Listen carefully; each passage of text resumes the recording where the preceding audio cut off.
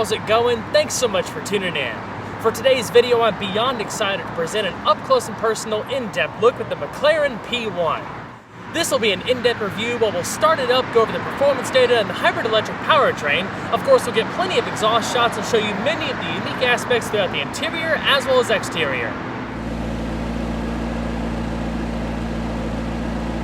Before we begin, I'd like to extend a huge thanks and shout out to McLaren Philadelphia and the owner of this P1 for allowing us this opportunity today.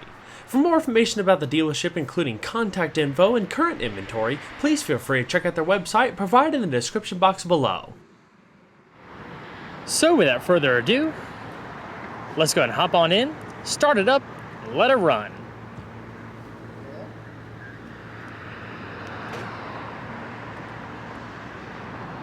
There's a lot to talk about in this video, including how the P1 was basically shaped by the wind. One of the neatest things is across the doors there's these floating tendons. You basically reach inside the air intake and there's a little button that you would use to open up the door. This example is finished in a unique metallic hue by McLaren Special Operations, or MSO, known as Papaya Spark, which is kind of like a blend between McLaren Orange and Volcano Yellow. Inside, black leather upholstery covers the seats and key touch points, along with subtle accents of orange stitching. With a car this special, pretty much everything was up for customization, especially finishers and trim pieces. McLaren even states that with the help of MSO, no P1 is entirely alike. To start, all you have to do is to make sure you have the key fob within the interior, then simply put your foot on the brake and hit the button in the top of the center stack to go.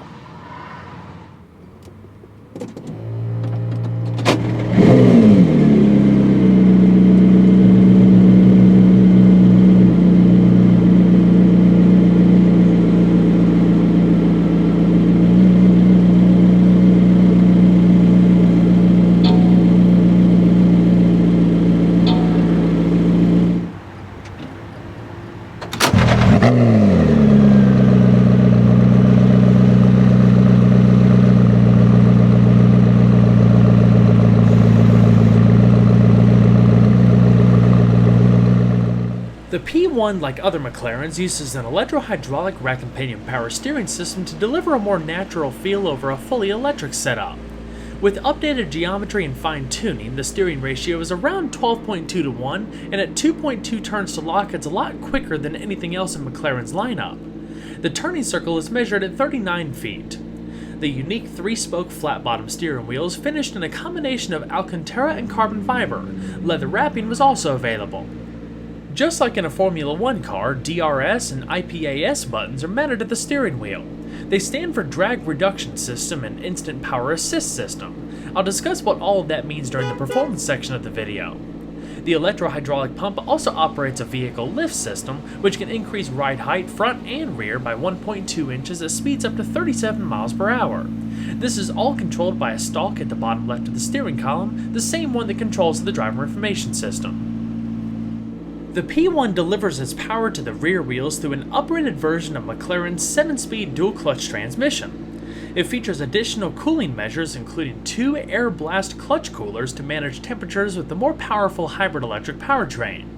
It's operated by a button panel in the center console that includes drive, neutral, and reverse.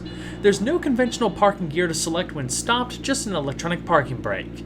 While no backup camera was offered, front and rear parking sensors came standard. The seamless shift gearbox, or SSG, can be driven automatically or manually by a set of carbon fiber rocker-type paddle shifters on the back of the steering wheel.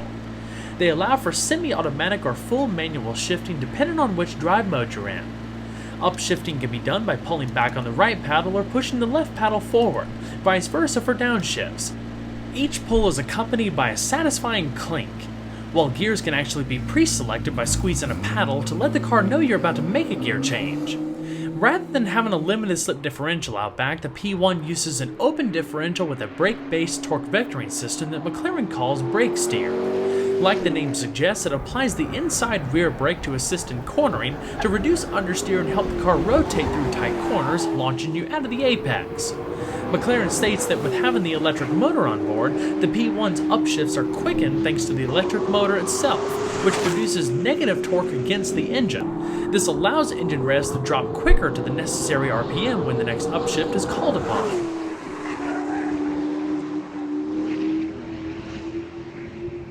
Of course, the P1 comes with a variety of drive modes, more than you would get with any other McLaren. There's 5 in total, including E-Mode, Normal, Sport, Track, and Race. Normal, Sport, and Track are controlled through the active panel in the center stack. These 3 modes adjust roll stiffness, adaptive damping, and stability control, in addition to powertrain behavior and the active aerodynamics. Race mode isn't legal on public roads as it basically sets the car into full attack mode. In addition to controlling the aforementioned parameters, race mode also adjusts heave stiffness and ride height. I'll discuss the specifics during the suspension portion of the video, but visually the car lowers by about 2 inches and the rear wing extends by nearly half a foot. The whole process takes about 40 seconds to complete. So let's go ahead and flip on the automatic LED headlamps, rear fog lamp, as well as the hazards.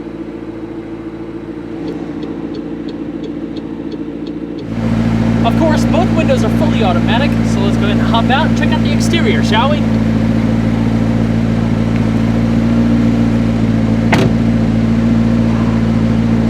Representing the spiritual successor to the iconic F1, the P1 was first unveiled in production form at the 2013 Geneva Motor Show, and is one of the most innovative and groundbreaking automotive products ever created. It's the embodiment of modern hybrid technology and the very best from McLaren. Similar in concept to the 918 Spider and LaFerrari, the P1 is a hypercar that's essentially a plug-in hybrid, with a level of performance and track capabilities that will leave you speechless. From the get-go, the P1 was never built to be the fastest car in a straight line, but the fastest around a racetrack.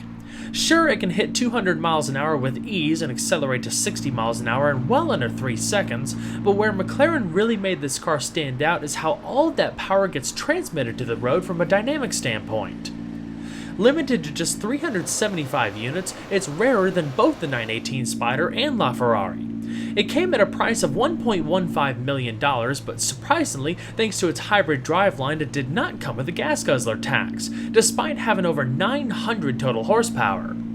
The P1 was completely hand-assembled at the McLaren Production Center in Woking, England, with production starting in September of 2013. Each car took 17 days to build, with production lasting up until December of 2015. McLaren has always been at the forefront of carbon fiber technology. They introduced the first carbon fiber Formula 1 car back in 1981 and the first all-carbon bodied road car in 1993. Naturally, being the pinnacle of McLaren's portfolio, the P1 is also made of this advanced material, which is widely known for its strength, rigidity, durability, and lightweight properties. The P1's carbon fiber monocoque, known as the mono cage, differs a bit from the monocell used in McLaren's Super Series, in that it also includes the roof structure and snorkel air intake.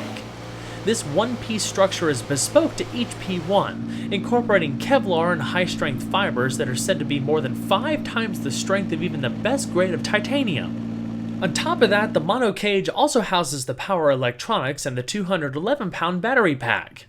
The latter is mounted between the passenger compartment and the engine bay for optimal weight distribution. The fuel tank resides just beneath the battery.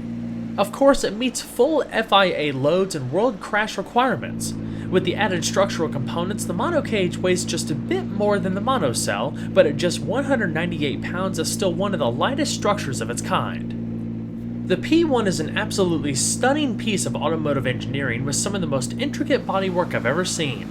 This is a car that was designed with a clear purpose in mind to promote component cooling and a level of downforce comparable to purpose-built race cars. McLaren describes it as being shrink-wrapped. Every body panel serves more than one function, and all excess fluff was ditched in an effort to save weight and keep the car compact. For example, the doors have distinct floating tendons and prominent splitters that help channel air into the high-temperature radiators. The flat carbon fiber underbody creates a suction effect, further facilitated by a massive rear diffuser, to draw the car closer to the ground at higher speeds. In race mode, where the car is riding just 2.6 inches off the ground, that suction effect is exponentially boosted as air is squeezed underneath the car. All of this and more was done with great success as the P1, while in race mode, develops 1,322 pounds of downforce at 161 miles per hour. By not having peak downforce at top speed, it makes it quite usable in real-world track conditions where the added cornering stability would come in handy more often. For a road car to cope with downforce this great, the use of active aerodynamics becomes a necessity. As seen with other modern hypercars, the P1 is able to vary its level of downforce based on drive mode and vehicle speed, which negated the need for additional suspension reinforcements and unnecessary weight gain. The active components include an adjustable rear wing and a pair of underbody flaps that reside ahead of the front wheels. The active rear wing is an engineering marvel in itself that can extend up to 4.7 inches on the road, 11.8 inches on a racetrack, and vary its pitch by up to 29 degrees.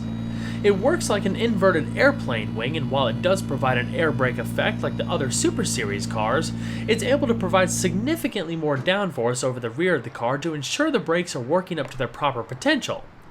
All in all, the maximum downforce created by the P1 is significantly more than what you would find in a LaFerrari or a 918 Spider.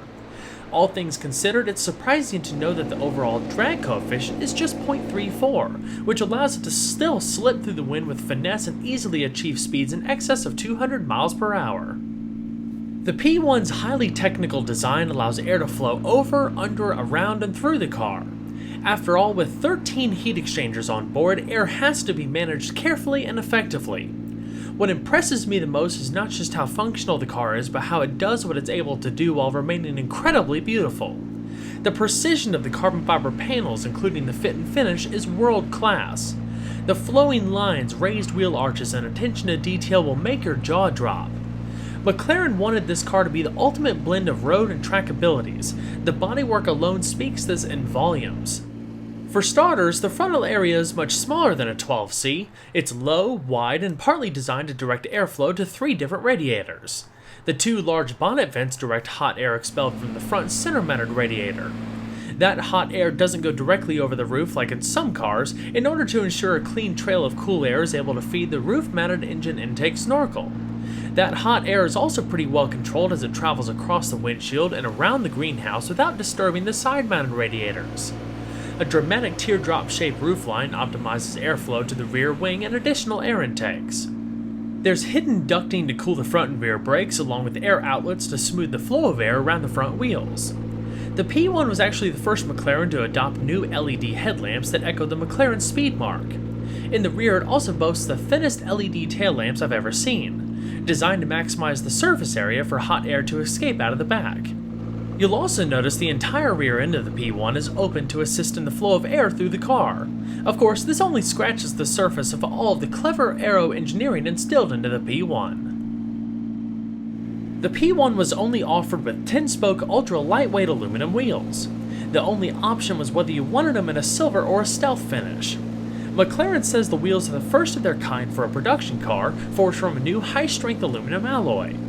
Despite being wider than the super lightweight wheels you can opt for on a 12C, the P1's wheels are even lighter. Up front, the 19 by 9 inch wheels weigh 17.5 pounds each, while the rear 20 by 11.5 inch wheels weigh 21.4 pounds each.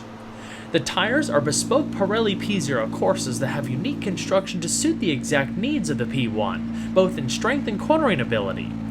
They measure 245/35 in front and 315/30 in the rear. Together with its innovative suspension design, the P1 is able to corner at forces up to 2G when in race mode. Like the wheels and tires, the P1's braking system is also bespoke. Carbon ceramic discs are used at each corner, but the friction surfaces are coated in a highly durable and heat-resistant material known as silicon carbide, which gives the discs their mirrored finish. In conjunction with the downforce being produced, the P1 can stop from 62 miles an hour in just 99 feet. Up front, there's 15.3-inch rotors, while the rears measure 15 inches. They're all internally ventilated and come with 6-piston and 4-piston aluminum monoblock calipers respectively.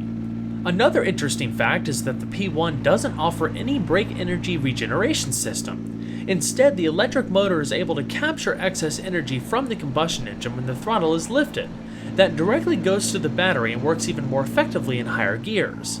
McLaren did this because they wanted to maintain a consistent and predictable braking feel.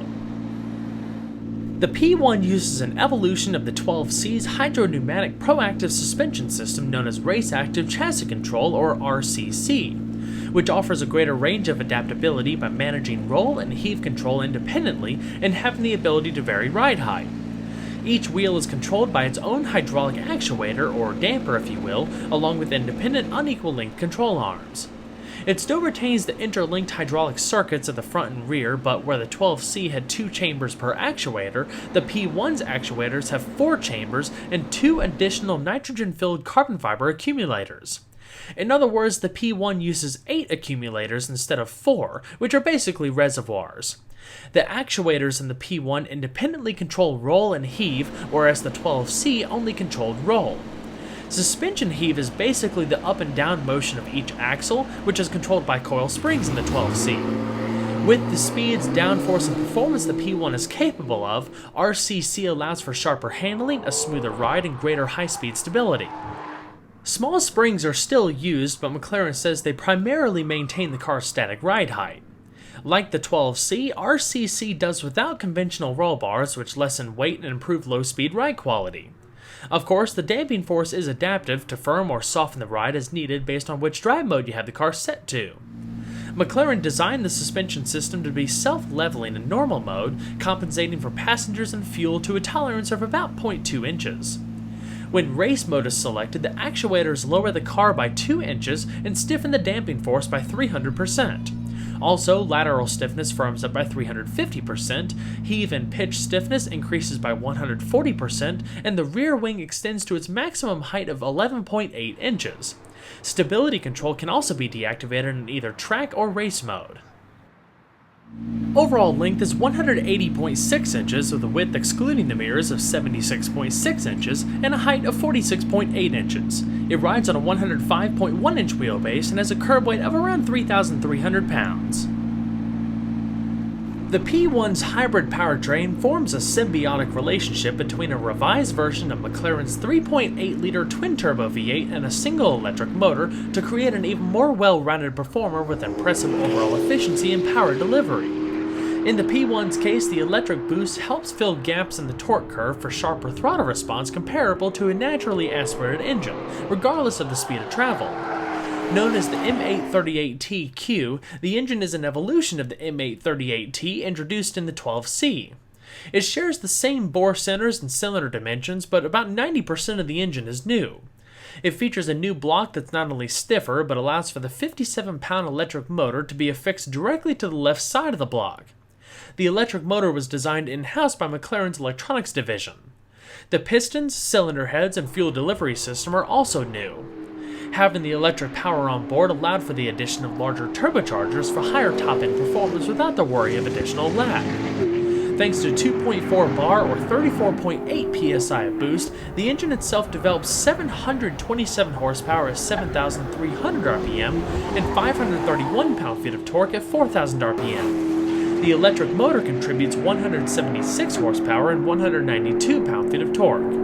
The total powertrain output is 903 horsepower and 664 pound-feet of torque. The latter is limited based on what the clutch that separates the engine and electric motor can handle. That same clutch allows the electric motor to be decoupled from the engine completely, depending on the driving situation.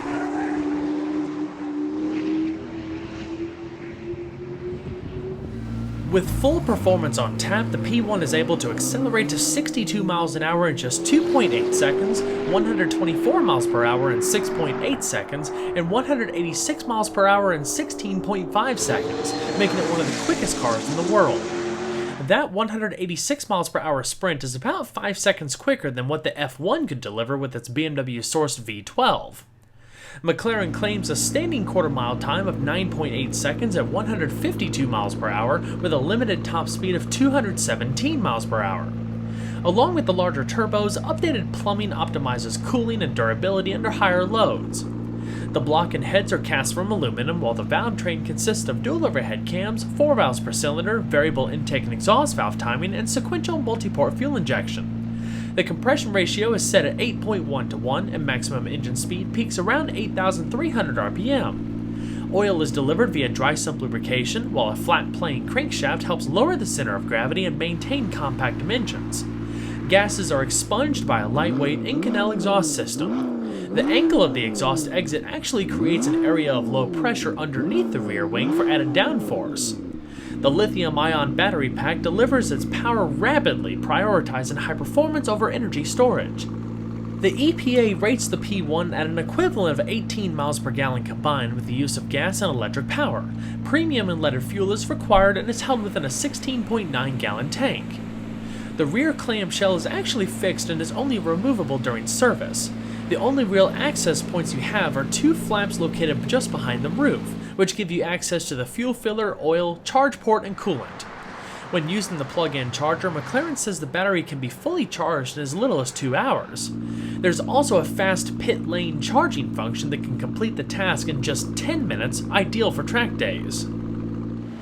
On the steering wheel there's two buttons, one labeled IPAS for Instant Power Assist System, and one labeled DRS for Drag Reduction System. IPAS works alongside the boost feature, which can be found by a button in the center stack adjacent to race mode. Boost basically takes the maximum power available from the electric motor and harnesses it or separates it for on-demand use. So with Boost active, the P1 will run on engine power only until IPAS is pressed, then all of the available power and torque, both gas and electric, becomes available for maximum acceleration. IPAS will remain active as long as the button is pressed, depending on the battery's state of charge and temperature. DRS helps with straight line speed by lowering the rear wing. The process takes about half a second and reduces the level of drag by 23%. You have to hold down the button to maintain the effect. If you release it, touch the brake pedal, or have any steering input, the system will deactivate automatically. When set to E mode, the P1 runs on full electricity as long as there's sufficient charge available. It's activated by a small green button in the upper center stack. On a full charge, you can drive at 6.2 miles in relative silence with zero emissions, even at speeds of over 112 miles per hour. 0 to 62 miles an hour in E mode is said to take about 9.4 seconds. When charge drops too low, the combustion engine instantly fires back up to charge the battery. E mode is also the most tame as power output is limited by the electric motor itself. Therefore, even if the engine is running through ECU map restricting, performance is still up to the electric motor, so it'll only produce 176 horsepower. Another button labeled Charge located to the right of E mode causes the engine to quickly recharge the battery while on the move, basically serving as a generator. It takes just 10 minutes to complete a full charge. Also, while in E mode, the paddle shifters are disengaged and the handling settings are restricted to normal mode only. Unless in E mode, the P1's engine is always active. Only when you come to a complete stop, such as an intersection or a stop sign, an auto start stop system activates, which shuts off the engine as long as the brake pedal is depressed. When released, it instantly fires back up and is ready to go. Now let's go ahead and see if she sounds.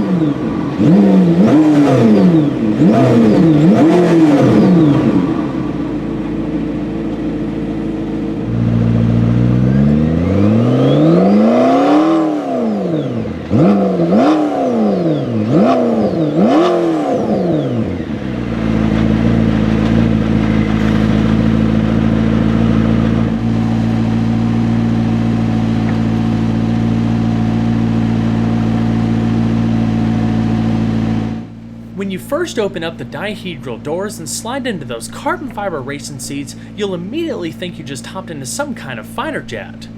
While the 918 Spider has removable roof panels and the LaFerrari's doors actually incorporate part of the roof, the P1 has two glass panels that allow natural light to fill the interior. The environment was designed with an extensive use of carbon fiber that includes the dashboard, floor, headlining, doors, rockers, and the floating center stack. There's some leather padding and a handful of touch points, but that's about it. There's no fluff, no ancillary bits, just the essentials so you can drive the P1 to a track, race it, and drive it home in relative comfort. As with the exterior, the interior has some of the finest attention to detail when it comes to the carbon fiber work. The flowing lines and molded panels are a thing of beauty. With excellent ergonomics and a clean, minimalist layout, there's little in the way of distractions. Everything is within reach and is easily understandable. You'll notice too that all of the carbon fiber is without a lacquered finish. Not only does this reduce interior reflections, but it actually saves an additional 3.3 pounds. Weight-saving measures don't stop there though, as there's no sound deadening or carpet anywhere. Carpet was offered as an option though, and if equipped would be fitted with a special lightweight backing. The glass used in the P1 was made as thin as possible and chemically toughened to shave even more weight. For example, the glass used in the roof is only 0.09 of an inch thick, while the windshield is only 0.13 inches thick. The latter even includes a plastic inner layer. This saves 7.7 pounds over the 12C's windshield, which is 0.17 inches thick. The driver and passenger sit about 0.6 inches closer together than a 12C because the seats are angled 1 degree away from the center line. This, combined with a narrower greenhouse, helped reduce the frontal area of the car as much as possible to benefit aerodynamics as air flows over the car to the rear. It also helps center weight more effectively when having two people in the car, reducing the polar moment of inertia. First debuting on the P1, these racing seats have since become an option for other McLarens as well, such as the 675LT and 570S. I was able to spend some extended time with the latter recently, and I must say, for a car that's built for regular track use, they're basically perfect, giving you a more at-one feeling with the car. They weigh about 23 pounds each and feature a one-piece carbon fiber backing. Adjustments are limited to manual fore and aft sliding. The angle of the seat backs are reclined at an angle of 28 degrees, however it can be set to 32 degrees for racing if you need extra helmet clearance. You're not able to adjust the height of the seat yourself, that's done by McLaren specifically for the driver and passenger. Along with your traditional style seatbelts, there's mounting points for 6-point racing harnesses. The racing seats are not only very firm, but really keep you in place. They're awesome through corners and have a pretty good amount of overall support. But since there's not much wiggle room, you may find yourself needing to adjust more often on longer trips. Regardless, the driving position is spot on with excellent forward visibility. The windshield is deeper than it is wide, combined with a very low cowl. The peaks of the fenders also line up with the front wheel center line, so you're always able to pinpoint where the tires are. As far as storage, what little is available was used pretty efficiently. Aside from the luggage compartment up front, there's storage nets behind the seats, pockets on the front of the seats, and 3 cup holders. A set of fitted luggage was also available if you decided to take the car on an extended trip. As far as safety, the carbon fiber structure already provides a strong cocoon for both the driver and passenger, but there's also dual front, side, and knee airbags. Despite its track-focused nature, the P1 still has a number of basic creature comforts, including a bespoke Meridian audio system and air conditioning. Like all other McLarens, in the center of the dash is a vertical 7-inch touchscreen infotainment system. It contains all of your media options, including satellite radio and Bluetooth streaming, along with satellite navigation, hands-free telephone, and a variety of apps such as real-time weather updates. The entire climate control system is also routed through here for simplicity and weight savings. To be honest, it's a pretty intuitive and responsive system once you get used to the layout. It's improved a lot over the years. There's a handful of shortcut buttons beneath the screen, which makes accessing the settings, climate, and home screen even easier. At the rear of the center console, there's a bit of storage as well as an auxiliary and USB port. At the front of the console is a 12-volt power outlet. In front of the driver are 3 TFT digital instrument screens, including a 6.8-inch central screen and 2 3-inch outer screens. Depending on the drive mode, a handful of displays show up. For example, in E mode it shows the amount of power being used and the level of charge remaining, as well as a digital speed readout. In normal, sport, and track modes, the tachometer and speed are given the greatest priority. In race mode, there's a more race-focused display, including larger tachometer and powertrain temperature readout. The IPAS and DRS functions are also more prominent. One of the coolest things though is that when switching to race mode, the screen switches to a transition page, which basically shows the vehicle lowering and raising, the rear wing extending or retracting, and the status of the transmission, engine, and tires. Now let's go ahead and pop the boot up front, check out cargo space.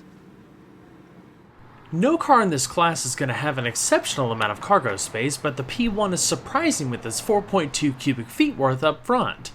It doesn't sound like much and is probably just enough to stow a couple small items like helmet bags, but it's more than what you would get in a 918 Spider and significantly more than the LaFerrari.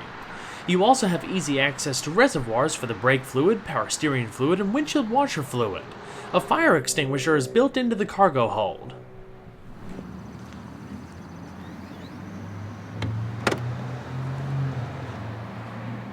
Well everyone, I hope you enjoyed the in-depth look at the McLaren P1. Be sure to stay tuned next time, there's always a lot more where that came from. Take care everyone.